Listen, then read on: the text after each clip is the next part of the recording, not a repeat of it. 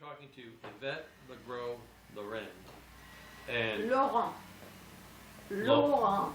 If you Thank pronounce it in French. thank you. Oh, Laurent. correct me whenever. Yvette Laurent. was born Yeah. in France in 1933 and lived in Reims. Reims. Yeah. Well, Or- if you pronounce it in English, but if you pronounce it in French, French, it's- Reims. Okay. Okay. But she lived through the war, World War II, in France, went through the occupation by the Germans, and then the Allies came through, and she stayed in France after the war, eventually married a U.S. serviceman, and we're talking to her this morning, and I'd like you, Yvette, to tell us about where you lived before the war, and then maybe as the war started and go through the war. After you tell us your story, I'll come back and ask some questions, but just what was it like when you grew up? Tough. Tough, okay. It was really tough because you know, if I was in a country, it would be different. But in a city, we get bombed all the time.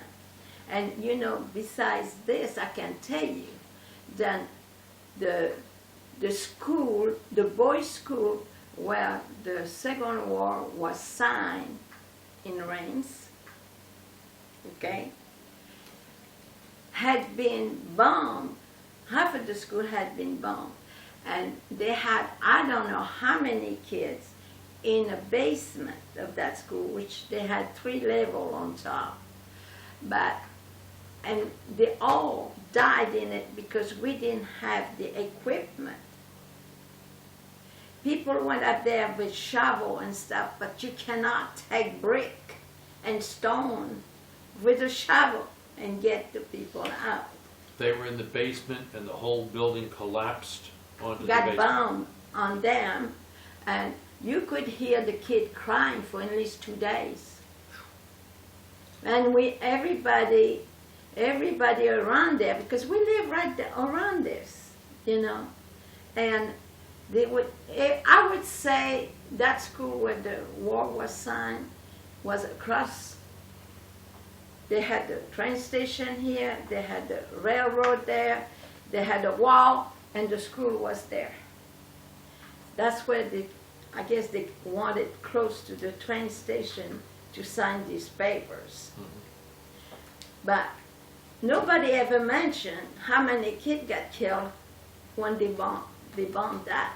Now, that was the Allies bombing? Well, I was in the daytime, so whoever was doing the bombing in the daytime. Yes, okay. But it was I guess that was the English. If the English was doing the daytime. The town was still occupied by the Germans. Yes. Okay. The house that you grew up on. Yeah. Can you tell us a little bit about that, Yvette? Yeah. I can tell you a story. It's funny, but we had a bathroom. We had a bathroom against the house, not in the house. Okay. Okay. And the house we lived in had 3 storage, Okay. but we live in a base. And that's another thing. Then this whole thing's messed me up. My mind is going off. And what I was going to say about this, I forgot. You better say that I'm 81 years old and I forget things. But when so many things comes to my mind and I forget what I was going to say. I forgot about The bathroom was outside? Oh, yeah, the bathroom was outside. And it seems like every time they would bomb, the whole thing would fall out. So we could not go to the bathroom when we're here. And what you need when you get excited and scared, you need to go pee. Right? Yes. And that was thing. And Daddy, when he was still alive, had put some block of dirt and make like it was brick. And then on top of it, we had a tan metal sheet that he put on top. So it wouldn't, but that's what the bathroom was till the end of the war. We could not use the bathroom when, I peed in a closet one day. Uh-oh. How old was the house that? I would say the house was in this. Okay, my school was built in 1898. Okay. So I figure that the house was built before the school. Okay. So 1800s. Sometime. yeah, yeah.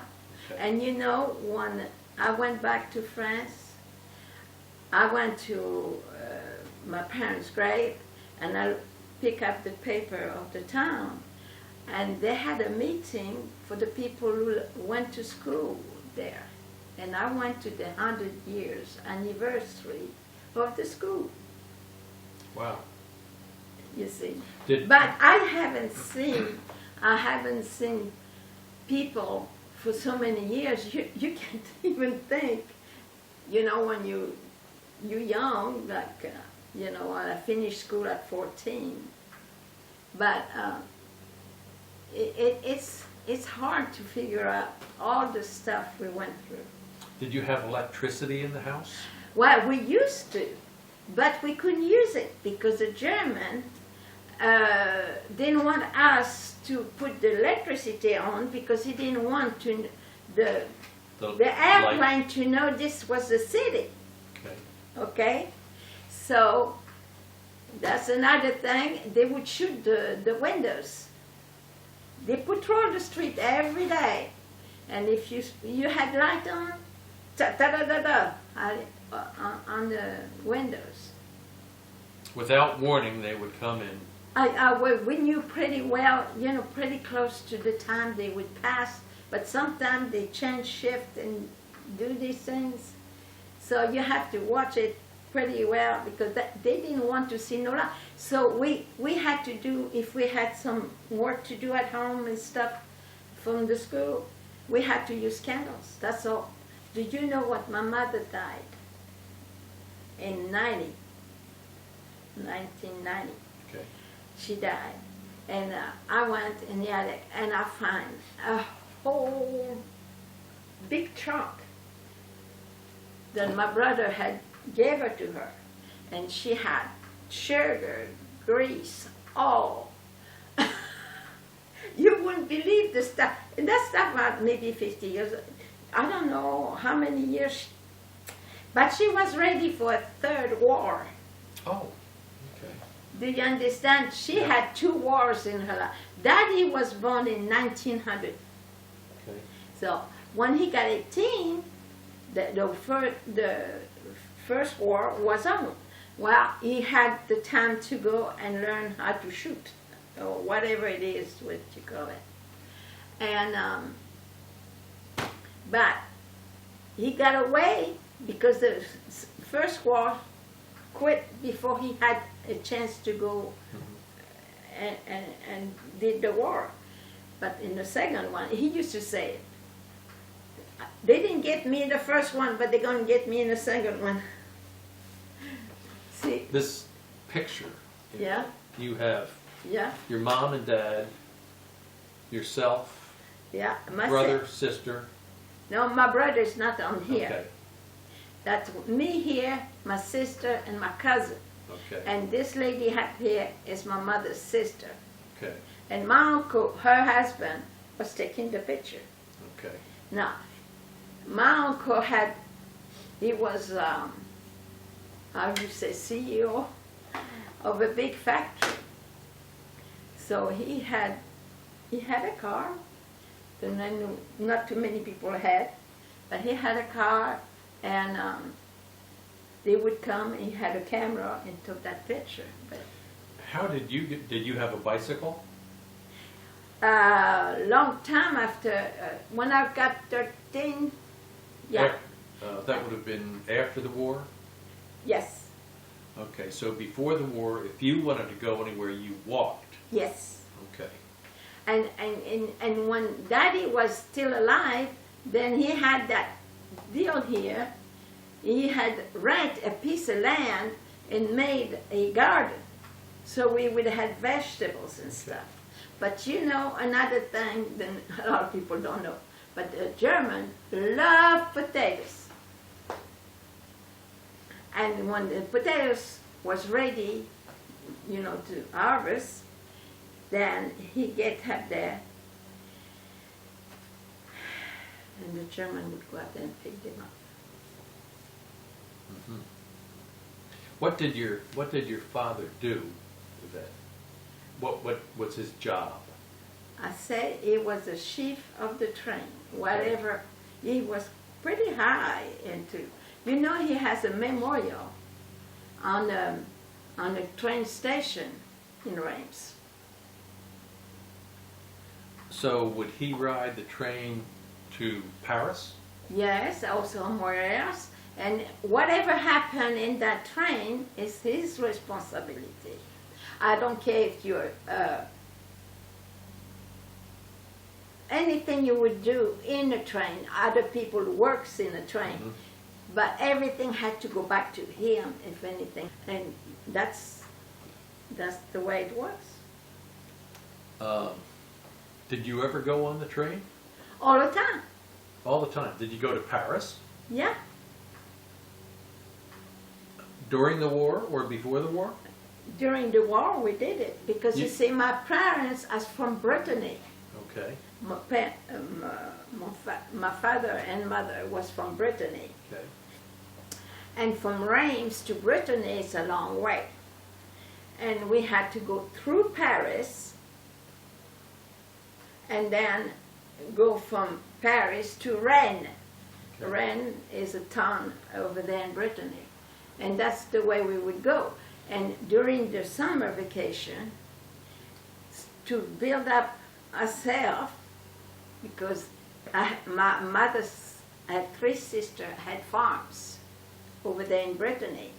So, by the way, I did watch cow, because they all had maybe 10 or 12 cow. There was no big deal. But they had butter and the milk and all that stuff, but we didn't have it. But you know, when you think about it, all the summer, I would stay with Grandma, because my grandma was also my godmother. Okay. Well, let it go, because I never answer it. I don't know what they call, because nobody's got my phone number. It's cell people. That's not it. Oh. That's that little one back there. But don't take it. That's good. I don't want to pay the minute for some people to try to sell me something. Okay. Your grandmother was also your godmother. Yes. Okay. And you stayed And with then her. I stayed with her. My sister would go to one of my aunts. My brother was 9 years older than me, so I don't know what he was doing or whatever. But the thing is that the time we was over there, we had butter and all that stuff, because my aunt would bring it to Grandma, and we all have eggs. But do you know, then one time, there was social, the German would go to the farm, and every week or so, they would go up there and say, you're going to have to give me this, that, that, that. And I remember then I had a friend that I had made when I go to Grandma, and they had a farm, little, maybe half a kilometer, you know, and somehow the parents didn't put what they were supposed to give the German, they shoot the whole family. Mm. See, they would pick up the eggs, the butter, whatever they need, they would take. And if you're supposed to have that, you had to have it. But they didn't think they was going to shoot the whole family, even the kid.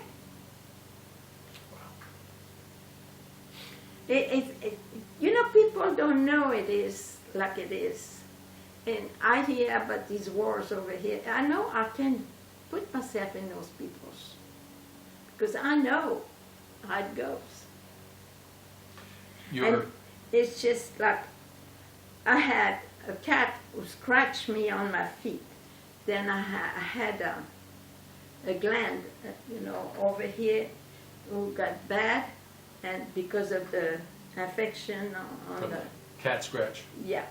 And you know, in those days they had to call the doctor, and the doctor come there with, he was hiding his knife on the, I cannot see the towel, and he was trying to hide the knife under it, and he got up there and cut me off and got the stuff fixed, and then sew me back a few stitches.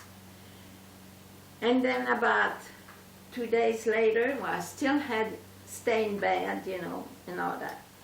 And what was bad was really high, and well, I had to roll out of the bed when the German come in, and they had a deal with to close the door had 2 parts, and they had a deal where you could put a metal there, and usually they just put a knife or a fork or something there to shut the deal.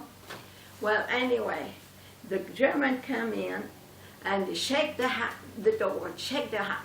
I got so scared because I was by myself in the bed. My uncle was in Germany working for the German, didn't they like it or not? All the Frenchmen was, you know, over there. And I got out the bed, and they had a deal on a side where they put blanket and things, and then I had to roll back in, and I could say, they're going to shoot me. And that the story was that it was the first year I had heard that that family had been shot.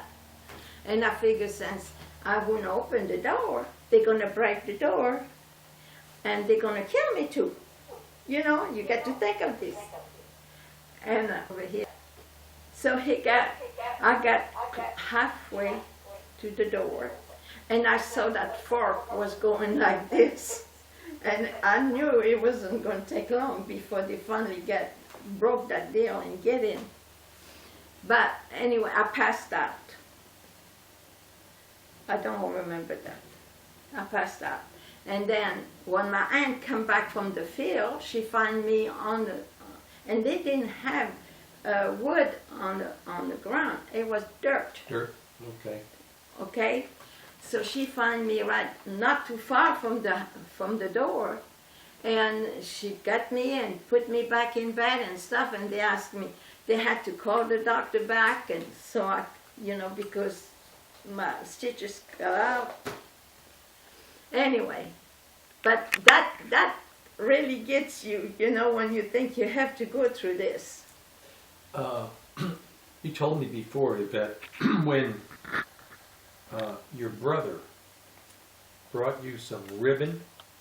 Yeah, he brought, okay, my brother, when he found out, because he was on the underground group, he know what was going on. But when my brother come there, the day before the GI come in, he got there and he brought me some ribbon to put in my hair. But then I had Mickey, that was my buddy, my cat. Okay. And so instead of putting the ribbon in my hair, I just put it on the cat. And then somehow the window was open. Either it was open or the glass was out of the window. I can't remember. Anyway, the thing is, my cat got loose. So I ran after him. And that's when I saw the Jeep with 4 GI in there. And I look at that thing, I said, I never seen a Jeep before. And the guy had a different uniform. So, you know, first you stop, and the guy had a tank, a cup, other metals, you know what the tank cup. Okay, he was there and telling me coffee. What coffee is the same word in French? You know, coffee is coffee. So he was telling me this, and I figured that's it. I'm gonna go in and see if Mama still have some in the picture, you know. Anyway, so I went up there and I got the guy, and I say, pas de sucre, no sugar. We didn't have no sugar. We didn't have it. So pas de sucre. And the guy went in his pocket and got some sugar, and I said, give me one. But I did that, and you know how things, people don't realize, like the first time I had an orange, okay, you know, like I said, I was an orphan of the war, what they call it in France, okay? Well, when the GI come in, they used to give the restaurant in Reims, so wherever they were, and give them food to make a dinner for the orphan. So I went over there, and I was gone, and we had a dinner. Okay, when we got over there, we sit in front, because we used to be, you know, really quiet, and we didn't want to move away because we was always scared, and you know. And I had a piece of bread right there, and I had an orange right there. Well, everybody had the same thing, but then we all look at the orange, and we look at the bread, and this guy said, well, how come you give us the dessert before we even eat? Because we thought the bread was cake. So we got up there, a couple of them went up there and take a little piece, you know. He says, no sugar. So we figured, well, and me, I was looking at the orange, and I said, oh boy, that's fun, you know. Did you know what it was, Yvette? Did you know it was an orange? No. And you know what I do? I take that orange and bet on it like I eat an apple. But boy, that was a tough one. You understand what I mean? It's just, I've never seen an orange before. I've never seen an orange. Didn't know to peel it. Nope. And then, you know, I was not the only one who did that. We couple, you know, so this GI come there and he showed us and we had to peel it. Because everybody said, And like I said, the bread, we never see white bread. And because we always had the dark hours, the German would take the best part of the grain and make their stuff, and we had to do bread with the residue, what you call it. Yeah. But that was good. Hershey bars. And the bar, that's another one. And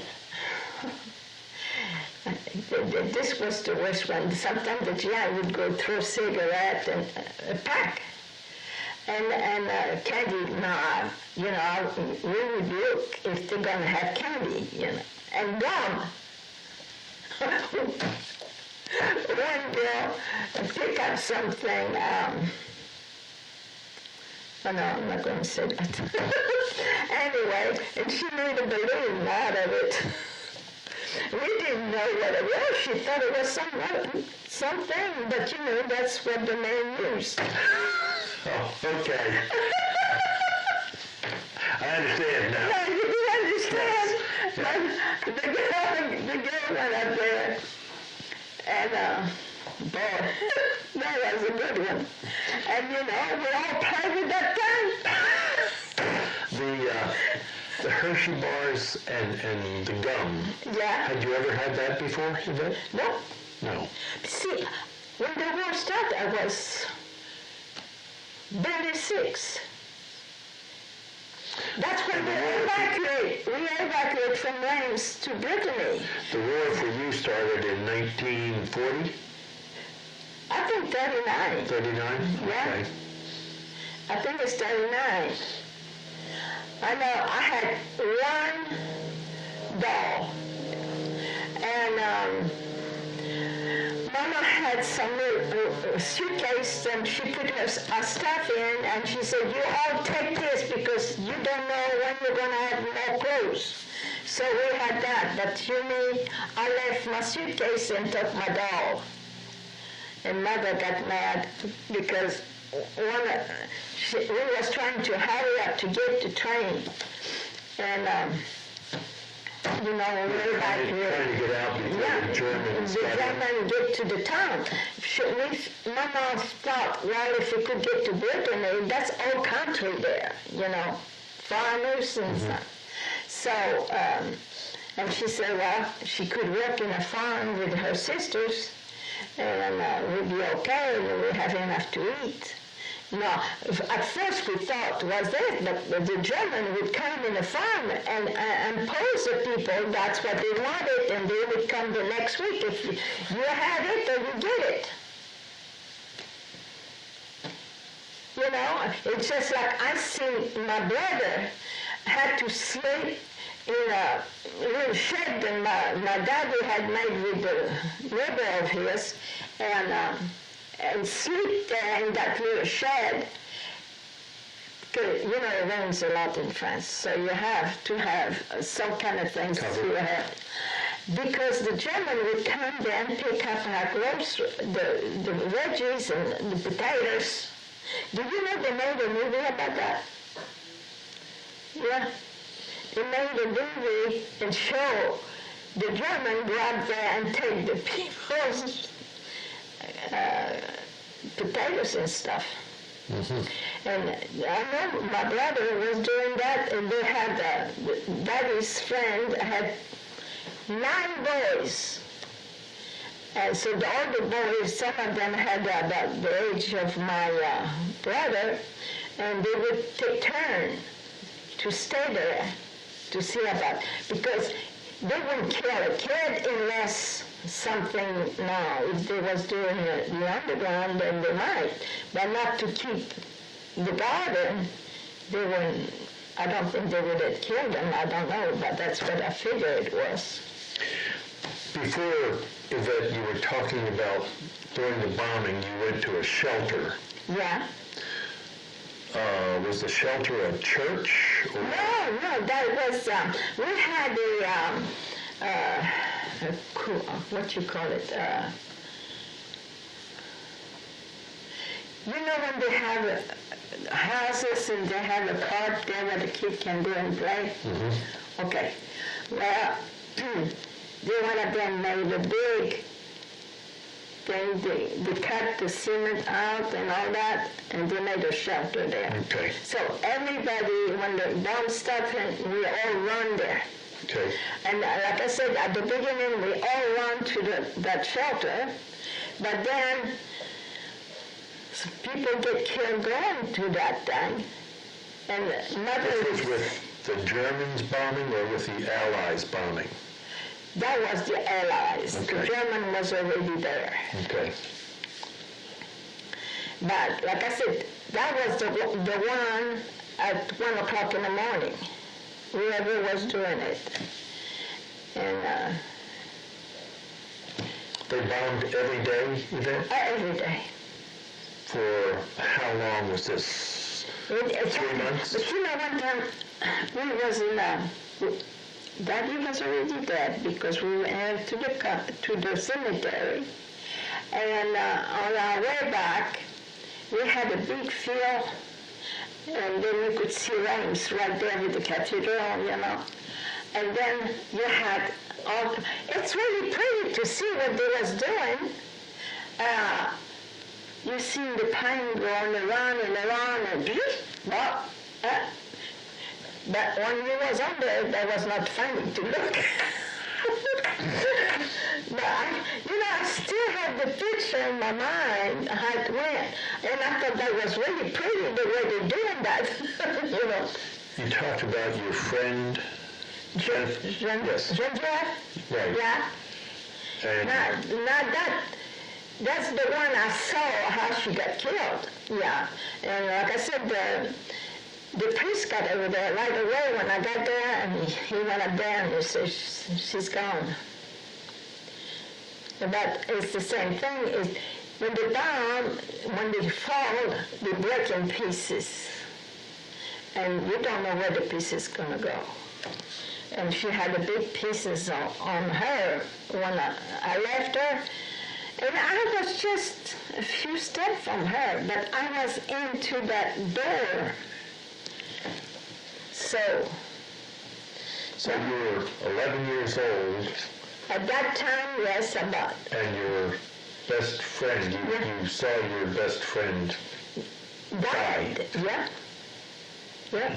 And And your I father? know I'm not supposed to say this, but sometimes you wonder where God is.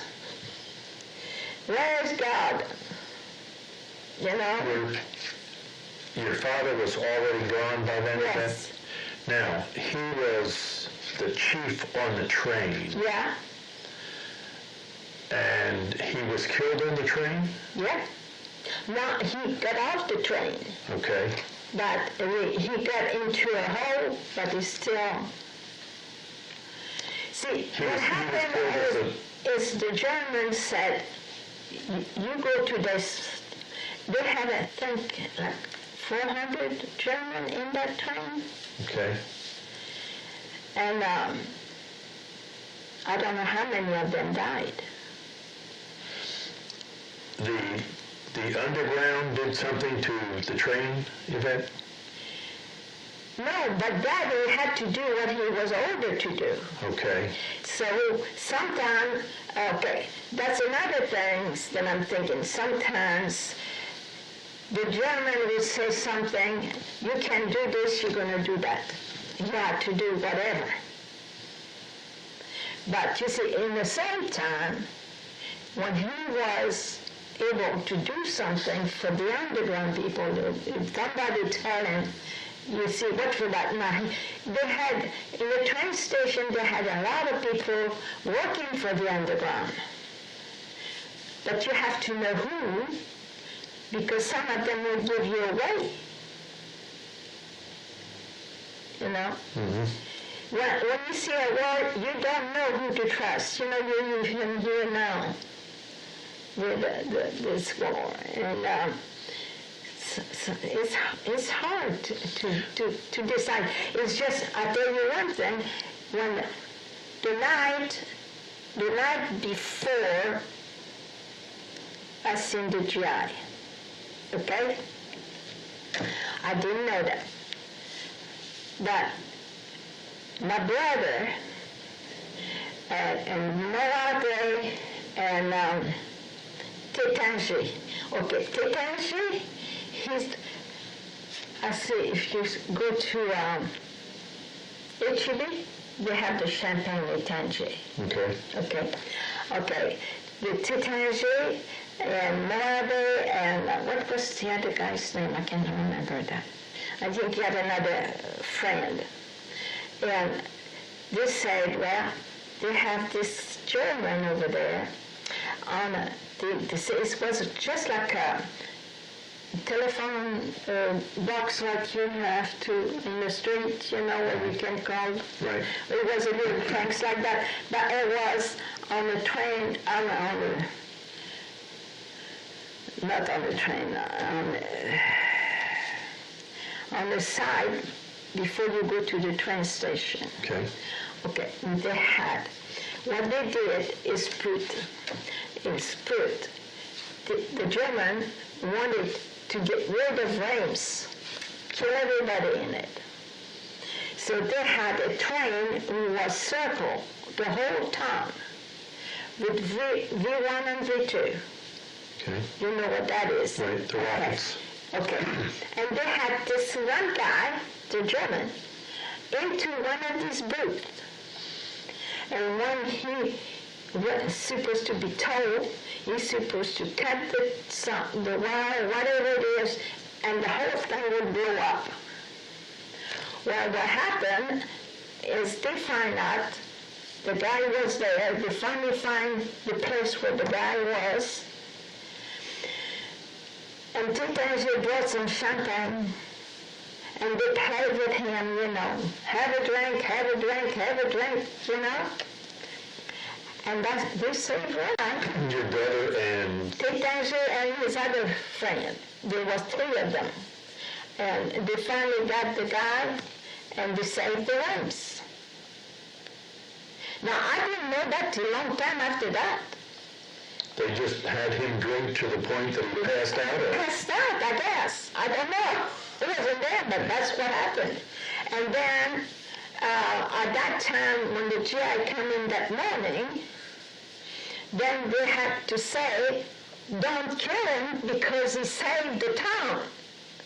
Because you see, if any Frenchman would see that German, he would have killed him. So they had, in front of the train station, they had a big cooler. And they had all these GI in there, and they had one German in the middle. To protect him? To protect him, they did. Did you know your brother was in the underground? Did you know? No, Not at all. the only thing is when Daddy died, I don't see him no more. And I thought, well, how come my brother's not there anymore? But, you know, Mother had to go to work. And we didn't ask questions like they do kids today, and we just take it, you know. But that was a tough one there, because the whole town was a dog in this house. But on the first war, they burned the cathedral, some of the stuff. And this time it was even worse. They wanted to get rid of the whole thing. Now, if we go back to your dad, he was killed by the Germans? On a German, how would you say, he was over there in that train. That's what they told him to do. Mm-hmm. He didn't have a choice. Right. So he did this. And then he got caught with the whole train. They bombed the train. Okay, the Allies. But he didn't, he did not, how would I say this? There's so many things. Then I found out later. Then I didn't know. But he had to do what they tell him to do. That's the way it was. Right. And when he take one of these trains like that, he didn't know if he was coming back. And the British or the Americans bombed this train. Yes. And that's how your dad died. Yeah, he died. Yeah, Okay. he didn't die in the train. Right. He jumped out the train when they stopped doing the thing.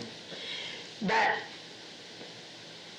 I don't know if it was really a bomb or if it's a mitraillette, you know, the shooting. I don't know if it was just shooting, because sometimes the plane will go and shoot. Right. The bomb didn't fall down. It was just like when we was going to school and we had to follow the railroad track. And they didn't bomb the rail. They were shooting into the train. Yeah, Okay.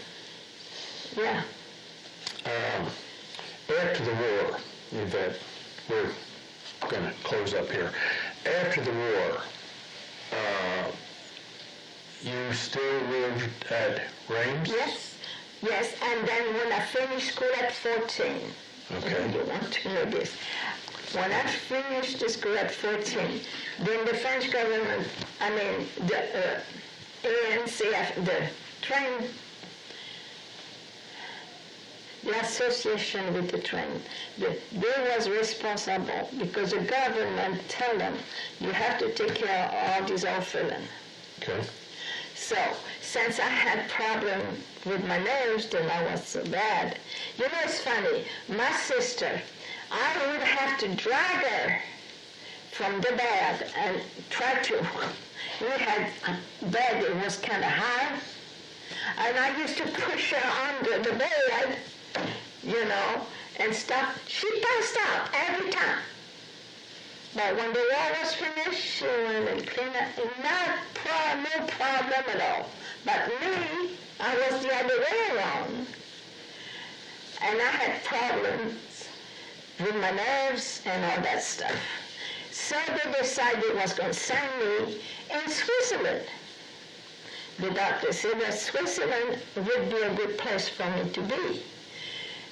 So I went to live with some people who lived in chalet on top of the mountain.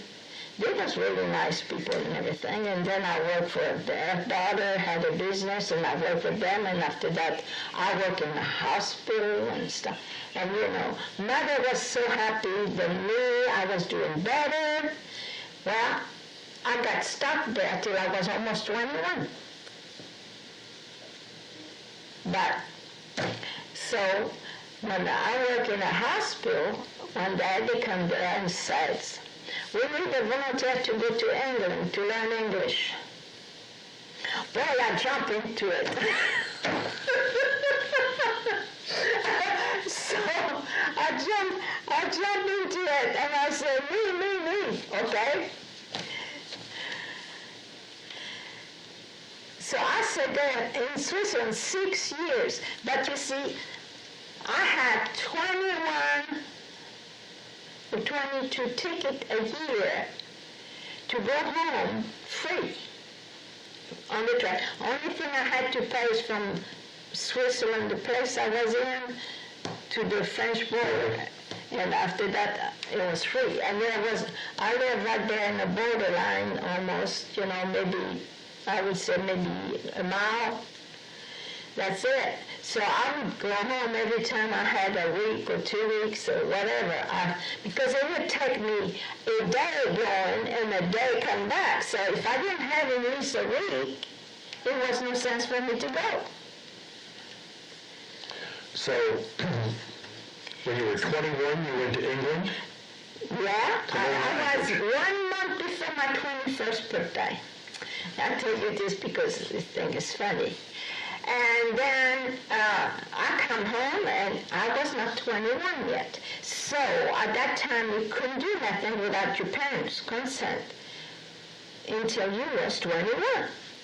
So I didn't think mother would say something, right? 1 month before my 21st birthday. Well, she got up there and she told me, you're not going over there. You're not going over there. She said, you have to cross the English Channel. She said, no, any place where you can take the train is fine. But, and so I had everything organized. The people was waiting for me in Badalib and all that kind of stuff. And then my brother knew I was coming in, so he just got there. He knew at the time I was supposed to be in Reims, so he got there. He used to work for so many places. So anyway, he got up there and he see me bawling. I said, what am I going to do? These people's going waiting for me, and then he said, give me that paper. So I gave him the paper.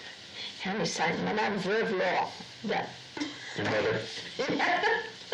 He signed this, and he says, you go ahead tomorrow and take your train like you're supposed to, and all that, and that's the way he did. He did that for me. There was Mama who let me go. I said, what is the difference? It's in Switzerland. I was much farther in a way. It was farther for me to go to Switzerland than it was to go to England. But I had to cross the English Channel. How did you meet your husband, Yvette? On base. Okay. So We after went you learned English. Okay, I stayed there 13 months. Okay. Because Mrs. Segel, she was Jewish. And, you know, their parents had to go to Germany. One of them, I think, she lost quite a few people from her family. Anyway, and then me, being an orphan of the war too, they was really nice to me. But she got a girl, which I was a nanny for a year. That's what my job was supposed to. And they have a deal as au pair. You get so much money to keep a child, and they have to give you all the hours you need to go to school and all that stuff, you know. And that's the arrangement they have. And then, anyway, when she got pregnant again, she says to me, she says, you know, I think I would like you to stay an extra month, because she wanted to be sure that the baby would be at least 2 months old before I leave, because she said, okay, the first one is a girl, Ellen, and then the boy was Andrew. And so I stayed there an extra month, but she was really nice. You know, they gave me a 22-day trip all over England, to Scotland, Ireland, and all that stuff. I visited the whole thing free. They was really nice people. You know, some people say the Jewish people are tight, but I didn't think it was tight. But it was really nice. It was really nice. But anyway, that's what it is. Then I come back from England, and I went to the store, bumped into an American lady. Then she was over there arguing with the sales lady, and for what she, and all of a sudden I tried to help her. And she was so glad. She says, I've been here 6 weeks and I'm so lonesome. I don't have anybody to talk to. Of course, her husband was earning and come back at night. And, you know, the strangest thing happened there is because they was renting one of my aunt's house. You know, I told you about my uncle. I had a big fat one, so then they had a bunch of houses and stuff. Anyway, and she says, well, I live in Pino, and you know, of course she had her car with her and everything, and she says, and when she says that, I said, my aunt lives there. And she said, yeah? What's her name? I said, Fozère. And she says, well, we rent a house from her, you know. And she said, do you think you could come and visit your aunt so we could talk? And all that stuff. And I mean, it was kind of funny. And then I went to my tante because I always go and visit her when I had the chance. So I went to my tante, and then of course the lady next door, because the house they rented was right next door to mine. And her husband come on, and she introduced me and all that, and he said, oh, ma. He says, I could use you. I said, no, I can't. I said, I'm supposed to go back to Switzerland, you know. Well, I had paid my whole way. The Swiss people didn't pay me nothing. They gave me the information I needed to go to there and all that stuff, but I pay my own way. Mm-hmm. Okay? Anyway, so I said, you know, I don't know why that's the way I was doing things. Anyway, And he said, do you want to come with us tomorrow? We're going to go to the base and we're going to show you the base and all that good stuff. And I said, okay. I told my aunt, I said, she's going to be there too. I said, his wife's going to be there. I'm not just going by myself. And, anyway, it's just, this didn't happen. And we got over there, and he made me see a building where they had a French flag and an American flag, and we were supposed to go to the NCO club, and because he was a captain, and eat and all that, but all of a sudden we stopped there, he moved us in the car, he wanted to talk to the guy in that building while we was talking together, and he come back, he said, the man up there in that building want to talk to you, you got to go there. And I said, what did the man want to talk to me for? I tried to tell him that I had a job in Switzerland. Anyway, so I got in there, and the guy came there with a bunch of forms, and he says, you sit here and you start filling up. And I said, what for? He said, well, the captain told me you have to do it. He said, I have to do what they tell me to do. So, what choice do I have? So you had a job. That's exactly what happened. Before we got home, I already had a pass to start on Monday. That was a Friday. That's how come I got into this, because I had his wife used. And I had to, I was upset because I said, what they going to do? But you see, when they tell me, I was still living in Reims. I had to take a train from Reims to Laon, and now I had a bus who picked me up and took me to the base. But from Reims to Laon, there was 1 hour of train. So you see, I had to get up early in the morning to be able to do that. But they would pay my train ticket, they would pay, because see, after 21, I didn't have no free ticket for the train. So they even pay my lunch, because I didn't get home at 9 o'clock. And then sometime when they had an alert on, I had to stay overtime and all that kind of stuff. But that's how come I got into this. And that's where you met your husband? Yeah. And we're about out of time. Well, I know. I talked to you enough. But I don't know if that's what you wanted or not. Well, you get a copy, Yvette, and I know you don't want to be in pictures, but your kids, your grandkids, and their kids sometime will really appreciate knowing about what happened to you during the war. I think it's good for you, really. My kids, when I raised my kids, I never said anything about the war. And Milton and I have talked to 130 people in the last 4 years. The guys that were in Vietnam, they don't talk to them very...